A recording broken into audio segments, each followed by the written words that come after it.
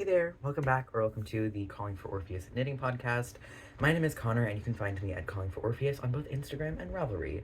Now, typically on this podcast, and I say typically kind of loosely because there's only one other episode, but typically on this podcast we would do the traditional podcast structure of starting with finished objects, moving on to whips, and then doing acquisitions and prospective projects. But today I have something a little bit different, a little bit special for you because recently my friends Meredith, Stephanie, and I went to our first ever fiber market and I got a lot of stuff. And it was an amazing experience, and I have so much to talk about. And initially, what had happened was I planned on recording a regular podcast episode this past weekend, and just putting all of this at the end of it. And the video ended up being more than an hour long, and which is not that much longer than my first podcast episode. 15 minutes basically. But my phone could not handle it. It literally just couldn't handle it. So I had to discard all that footage, which broke my heart a little bit. But we're back, and I'm going to be filming these in two parts instead. So I'm going to have the fiber market stuff, you can hear the crunching, today, and then the proper podcast 2 episode is going to come probably at the end of the month. So I'm not sure if I'm going to stick with like a monthly podcast episode with something different in between. That might be something I do. I have no idea, really. This has just been filmed this way really out of necessity. The other thing is I'm going to try and keep this quite short. Okay, I've only been speaking for like a minute and a half. Okay, this is good. I'm going to try and keep it quite short, so if I'm speaking even faster than normal, I'm sorry. Because, again, it was a storage issue. The video was too long, and so, like, I want to keep things as short as I can. The goal for this is 30 minutes or under. I'm probably not going to hit that, but that's the goal. And hopefully soon, I don't know how soon, but hopefully soon, I'm going to be able to get an actual video camera because I film on my phone. Hopefully I'll be able to get an actual video camera so that I can just upload it directly onto my PC or my laptop and edit it that way so that I can have longer, better edited videos. Okay. And then before we actually get into it, again, I have one other housekeeping thing, which is that last Saturday, this is the weekend of the 10th. Yes, it's the weekend of the 10th. So yesterday was the 10th, today's the 11th. Last Saturday, a YouTuber by the name of Happy Little Yarn, her name is Amie, gave me a shout out on her podcast because she was, as far as I'm aware, she was tipped off by my friend Stephanie. So thank you, Stephanie. But she gave me a shout out on her latest podcast. I think it's podcast episode 89. And it was, first of all, the things that she was so nice. The things she said were so nice, so kind, so thoughtful, and encouraging. And not only did she have nice things to say about me, but about 100 of her subscribers, if not more, if not like 150 of her subscribers, came to my channel, and they subscribed to me, watched my video. My video is at like 500 or 600 views now, which is terrifying, but like in a fun way. But her viewers came over to my channel, subscribed, watched the video, and some of them even took the time to sit down and write me comments, and that was just so heartwarming and encouraging and just wonderful. And I was not having a great day that last Saturday, so that just like made my whole week. It was wonderful, and I want to say thank you to Amie and thank you to all of her subscribers who have taken time with it. And also, like, Amie took time out of her own content, which it's something that she does. Like, there's a reason why my friend reached out to her. It is something that she does regularly, but still, it's incredible that she chooses to take time out of her own content to promote other people. I just think that's so wonderful of her. And yeah, I wanted to say thank you to her and to all of her viewers who came over to support me and say it meant the world to me. Pretty good time. So now we get directly into the acquisition. So this is going to be in mostly chronological order. There's a couple things in here that I think were maybe... Wait, yes, there are. These are out of order. Now it's all in chronological order, I think. It's mostly yarn, but there is some more interesting stuff in here. So I'm going to start with my first chronological purchase of the day, and that was from Briar Patch Fiber Co. So big shout out to Andrew. We've been mutuals on Instagram for a little while. We talk on occasion, like we'll reply to each other's stories kind of thing. We had a whole conversation about Breaking Dawn Part 1 Twilight last night because I was like live posting as I was watching the movie, and it's wild.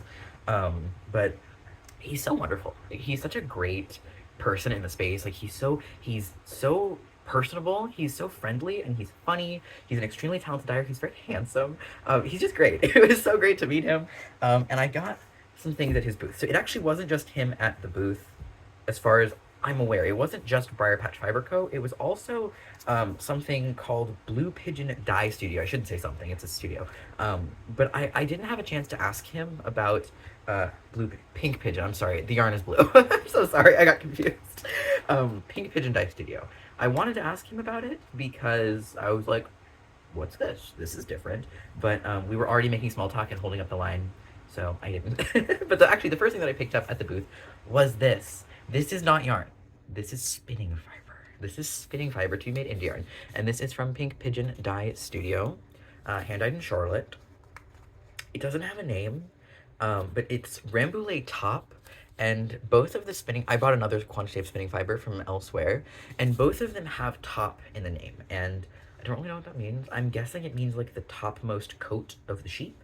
Because I know a lot of animals have like a fluffy top coat and then an insular lower coat. Kind of thinking that's what it means, but I don't actually know. If you know, tell me, please. I don't know.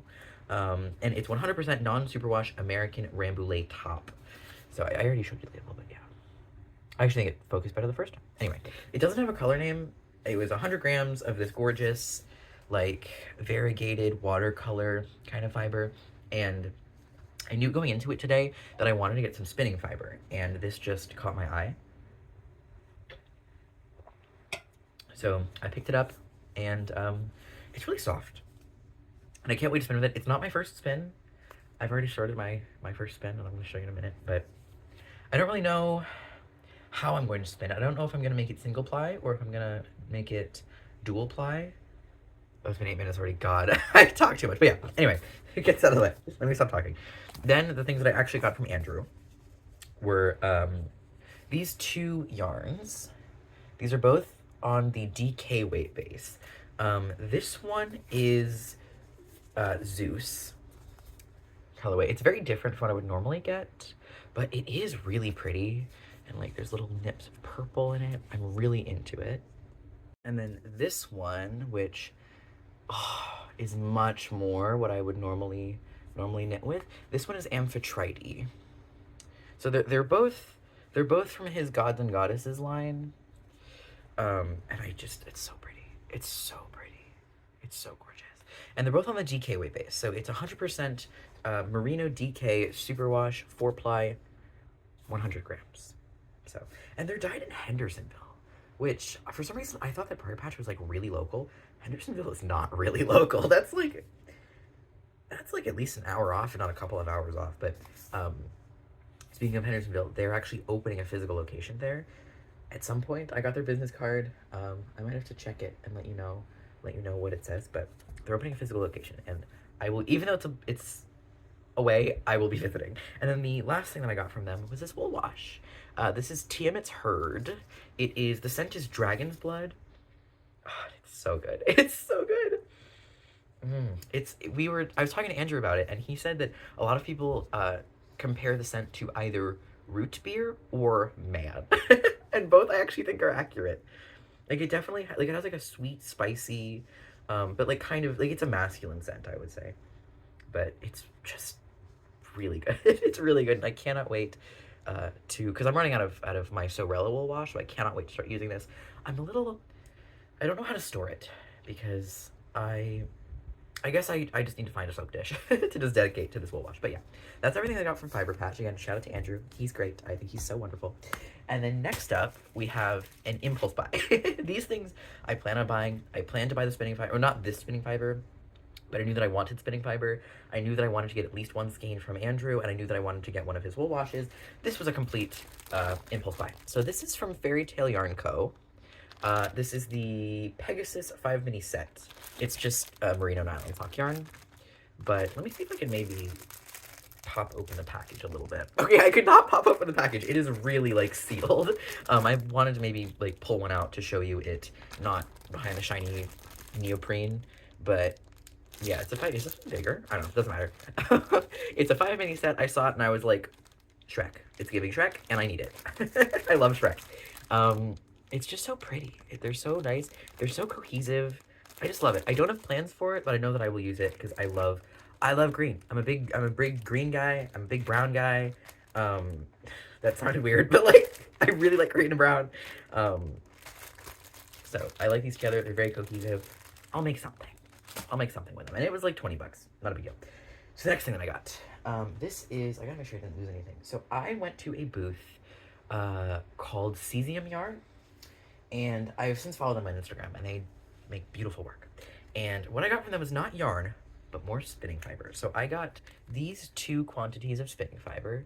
Ooh, the color is actually showing up good. Okay. The first time I tried to film it, this color just would not show up correctly. This is from Cesium.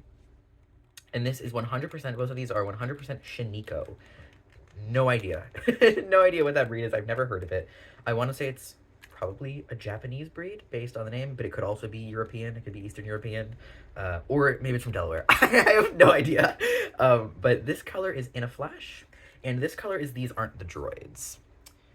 So they're gorgeous. I'm planning on spinning them together. I've actually already started spinning this one. That's why it's like loose. It's because I've undone the skein and pulled lengths out, but I'll show you that here shortly. And then I also got from them, this didn't come with the fiber. I bought it separately in a pack, but I've since opened the pack, so I've just got one here.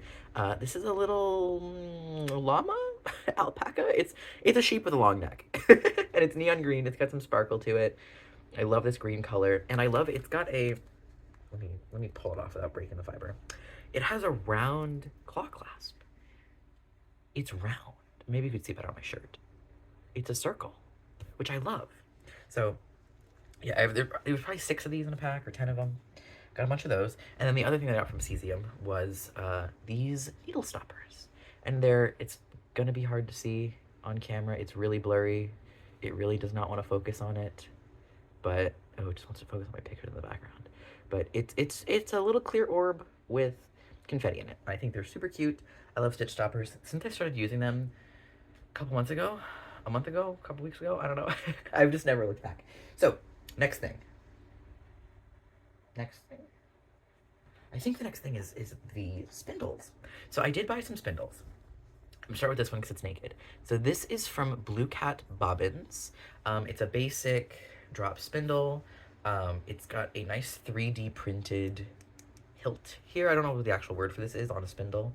But they're beautiful. They're very light for a spindle, which is why actually the dyer for Cesium recommended me these spindles, and Blue Cat Bobbins' booth was like right behind hers, so I immediately went over and bought a couple.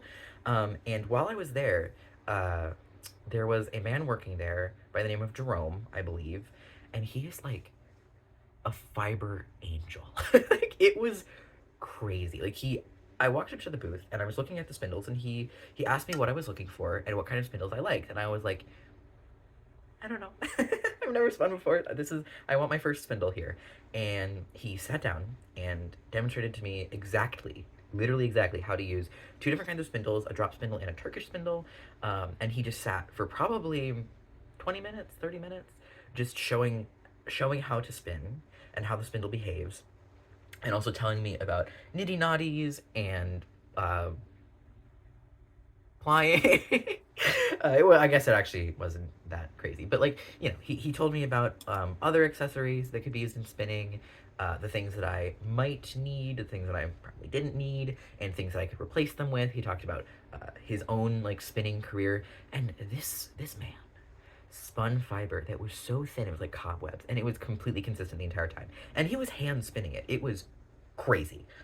So he was fantastic, and he because of his demonstration, I was able to pick out 2 different drop spindles, which they're not.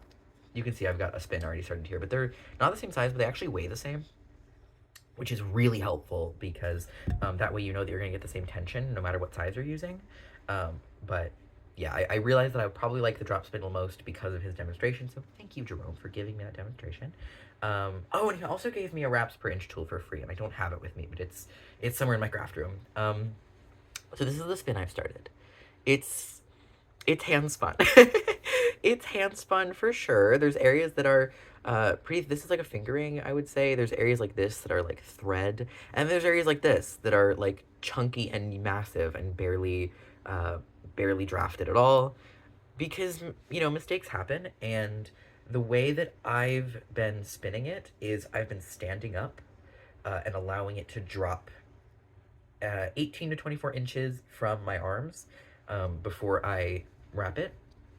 And it gives me, it can make the fiber extremely thin because of all of the weight of this yarn. I think I probably have like 65 grams on here at this point. So it's kind of a lot, but yeah, I've started to spin. I'm quite proud of it, honestly. It's not, I've spun some of my hair into it. That's gross. It's not perfect. I would like it to be more thin, period. Like, more even and more thin is what I would prefer, which makes me think I might like wheel spinning, but I don't want to commit to the investment of a large expensive spinning wheel. So for now I'm okay with this.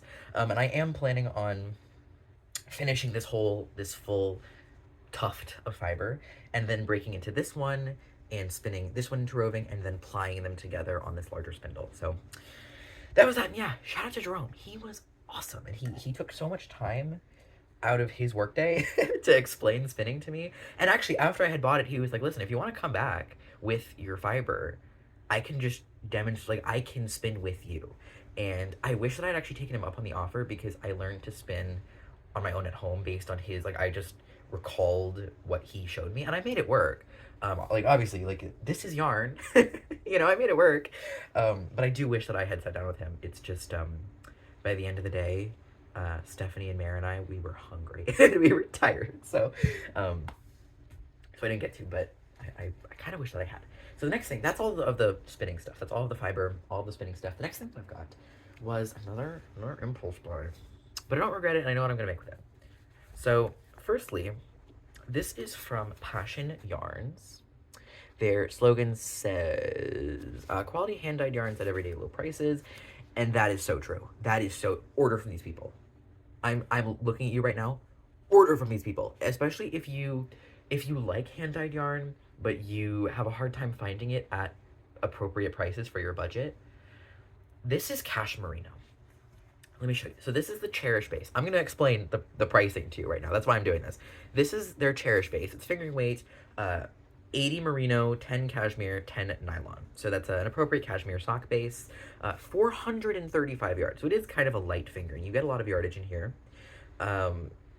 This was $20. Like, all of these together, it was like $63, something like that. Because I think technically these individually go for like 25 bucks, but you get a discount if you buy 3 or more skeins. That's disgusting for Cashmerino. That is so inexpensive. Like, for hand-dyed Cashmerino, that is very inexpensive. I love cashmere. Y'all know that. I love cashmere. I've bought hand-dyed Cashmerino many times in the past. They typically go for 30 bucks a skein. 30 to 32 bucks a skein. So 20 is crazy. And it's really soft. It's plush. The colorway is, voice crack, sorry. The colorway is 14, My Heart Beats Your Name, which I think is an interesting name for it. I don't know if it's a reference to something, but it's very neutral. I wouldn't expect something with that name to be so neutral, but it's just white with these like cookies and cream, dark speckles in it. There's some brown, there's some purplies, but it's really quite neutral. And it reminded me of, I really like knee knits, and she knitted a sweater out of, I forget the name of the studio, I forget the name of the base, but the colorway name I remember. The color of the yarn that she used was called Rabbit Rump, and I remember because it's a cute name, but it looked very similar to this. It was like cream with little speckles of black, gray, brown, and I remember just loving it. And I found this and I was like, oh my god, it's perfect. And it's very inexpensive. It's so soft. It's so nice. I really hope it ages well. And the plan for this is to knit a top-down, all-stockinette circular yoke sweater, because I love a circular yoke. I'm a very like broad-shouldered but sort of narrow-chested person, and I think for us, circular yokes fit really nicely. So that's my plan for this, is something with a shape like the, oh god, DRK Everyday Sweater, maybe? But in a different way, so I'm not going to use that pattern because I would have to do math anyway. And I'm probably going to do a wide ribbing. I'm thinking like 2x2 or 3x3. Maybe not, I don't know. But yeah, that's my plan for that. So simple. I might even write a pattern for it, because I feel like there aren't a lot of free patterns that are like simple but kind of in right now. I don't know. I think a lot of free patterns are actually more intricate than you might think. But anyway, um, then I got this. The color does not show up correctly on camera, so I'm going to put up a picture of what it looks like in this region. It is neon yellow. The colorway is literally called fluorescent yellow, and on screen it shows up like honey yellow. Like it looks like heifer back there. Like it's not this color in person. And this was $5. They had $5 minis, and I was like, what's the harm in it? I can make some fun sock toes. So that's what I got from Passion Yarns. And then I have it was an impulse buy, technically. All of this was impulse buys aside from the Briar Patch stuff, to be honest with you. But this is yarn that I wanted to get a yarn like this for kind of, God, my hair is a mess. For kind of a long time, and I found a really good match, and I just couldn't leave without it. Okay, so here's what I've got. These, your eyes do not deceive you. These are big skeins. So this is a 200, and sorry, I'm itchy. This is a 260, I think, gram skein of yarn. It's written in ounces, unfortunately, and I'm American. I have no idea how much an ounce of yarn is. I use the European measurements. But this is from the Fiber Studio at Yarns to Die For. Let me see if, cover my face, if you can maybe see that. Please focus on that, please. Okay, it really doesn't want to, but I promise that's what that says. I swear. This is their Prime Alpaca base. All of the colors were neutral. I don't believe that they are like the natural colors of the animal because they were all different and came in a huge variety of colors, and they were all quite consistent. So I do believe that they are dyed, but they're only neutrals. At least that's all they had stocked. This is, again, a 260 gram skein. It's approximately 8 ounces, which, if you know how much that is in grams, it's a lot, okay? It's going to be a lot. More than, it's 2.5 skeins is what this is, basically. 660 yards of sport-ish weight yarn. Insane. It's 100% alpaca, and I paid $38 for each skein, which sounds like a lot for one skein of yarn. But it's not that bad. It's not that bad, because again, it's equivalent to 2.5 skeins of yarn. So what is, that means it's like $16 a skein? Yeah. Ooh, I was right on the money. Yeah. It's like $15, $16 a skein. $15.50 maybe a skein. Or per 100 grams. And $15.50 for 100 grams of 100% alpaca yarn that is this, it is luxurious. That's a stupid good deal. So I did kind of spend a lot of money because I bought 3 skeins. Because really what I would have needed was one of these, one or half of these, and another half of these. So I didn't need 3 full skeins, but they only sold them in these massive skeins. So I'm going to have yarn left over, but that's fine. I love these colors. This might be too close to my skin tone to do very much with, but oh well. I'll just have to get over it. I could do a hat. Anyway, doesn't matter. It doesn't matter. It's fine. So the plan for this yarn is to re-knit my Colleen jumper. So last summer, I've never talked about it on the channel before, but I do intend to again, because I want to make a video of like my most hated knits, or like my least worn knits, because it's going to be on the list. Because I test knitted it last summer for Audrey Borrego, also known as Yarn Flakes. Gorgeous, gorgeous, gorgeous design. But first of all, it's designed to fit with very little ease, if not negative ease. I think it's like 1 inch of ease. It's very little. And I didn't realize that, because I'm dumb. I just didn't realize that that's how little ease it was supposed to fit with. And also, my gauge was off by a full inch. So these are not the actual exact numbers, but to give you an example, it was like, for Audrey's gauge, if her gauge was 24 stitches in 4 inches, mine would be 24 stitches in 3 inches. So I was a full inch off of gauge. Again, those weren't the exact stitch counts, but I was a full inch off. Which meant the finished piece is, I literally think it's like 30 inches around, and I have a 36-inch chest, which a 36-inch chest is not like particularly large, but I can't fit in that sweater. And not only that, but I wanted it to actually be roomy. And I knitted the size 3, and normally I would knit the size 1. I would knit the small size in patterns normally, because again, I have a 36-inch chest, and usually patterns are sort of that's kind of the smallest size. Not always, but a lot of the time. Um, and so I thought knitting the size 3 was like, oh, this is gonna be big. No, my gauge was so off. It was bad. And I swatched, and the swatch was perfect. So swatches lie. I have trust issues with swatches. They lie. Yeah, it just didn't work. But it's a gorgeous sweater. I'm gonna have an image up probably the whole time that I'm talking. I might even have the images of my sweater because I took pictures wearing it, and like I tried to make it look good, and you can see that like it fits on my body, but it's not. I don't feel comfortable wearing it out because it's like it looks like I'm in spandex. It looks like it doesn't fit me. But I love the design. I don't think it was very fun to knit, but I love the design, and I want to make it again. And so these are the colors that I'm using. I think the brown is good for me. It's a little richer than my hair color, but I think the brown is good. I like this as a contrast color because it's like kind of it's not low contrast, but it's not stark, and I like that a lot. And again, it's super soft, like luxurious, wonderful alpaca yarn, and I don't know when I'm gonna cast it on. Hopefully soon, but I'm gonna love it when it's done. So that's that. Kind of an impulse buy, but it was something that I had wanted for a long time. And the last thing was purely an impulse buy and kind of a dumb financial decision, to be honest with you, but I'll use it. And that is from Queen City Yarn, their famous or infamous Lotta Super Skein. Look at this. Look at it. This is 400 grams of yarn. 400 grams. It's 1,250 yards of yarn in this one skein. Let me actually put it up here so you can see it better. And this is another color that's just not showing up properly on camera. It's, again, like the fluorescent yellow. It's just showing up as like a honey yellow color or a mustard on camera. It's not. It's chartreuse. It's a very bright chartreuse in person. The color is Sundrop. Yeah, and it's 100% non-superwash merino rambouillet. It's literally 400 grams, 1,248 yards.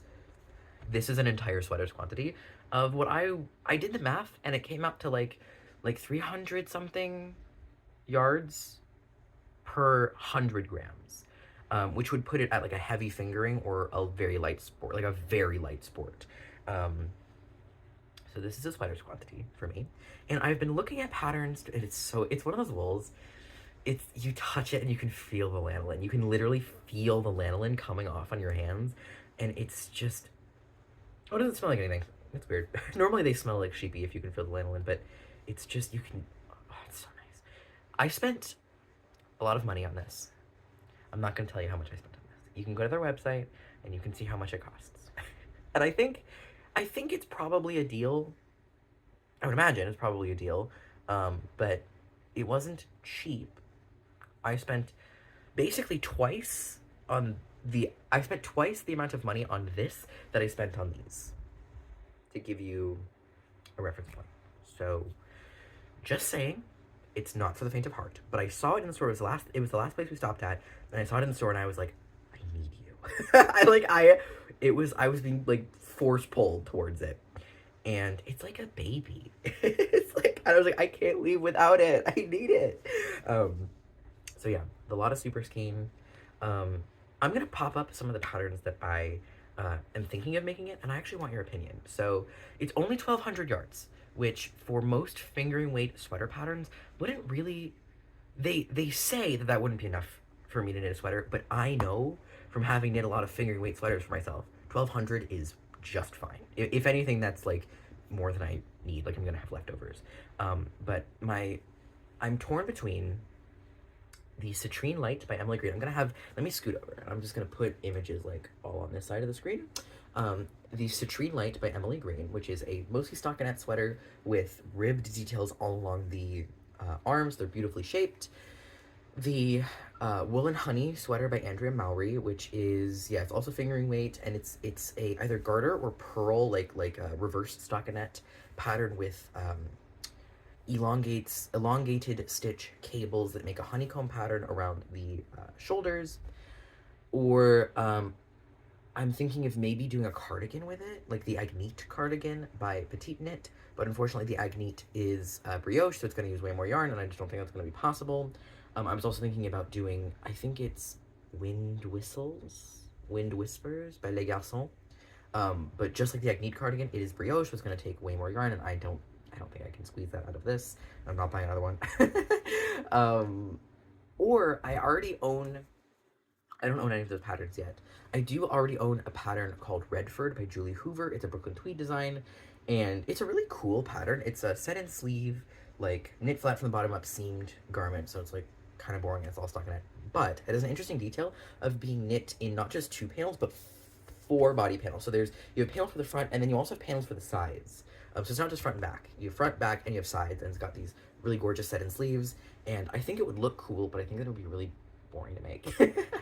I own the pattern already, so it wouldn't cost me anything extra to make that one, but I think it would be boring.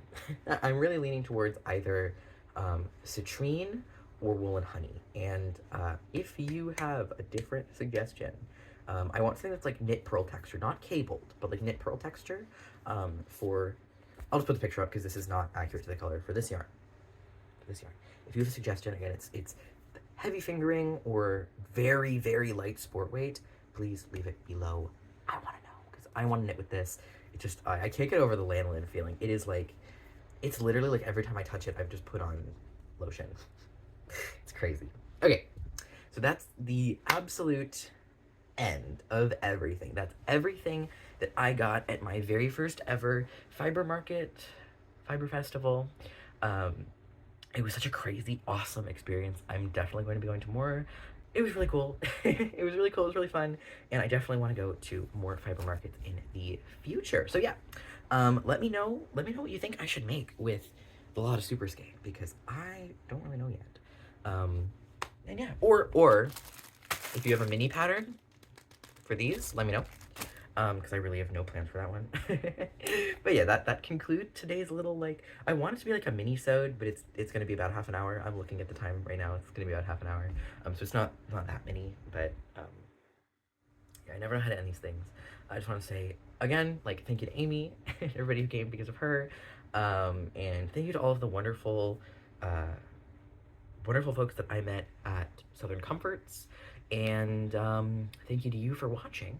And I hope that you have a fantastic day, and that you continue enjoying whatever you've been knitting, crocheting, weaving, spinning, sewing, whatever.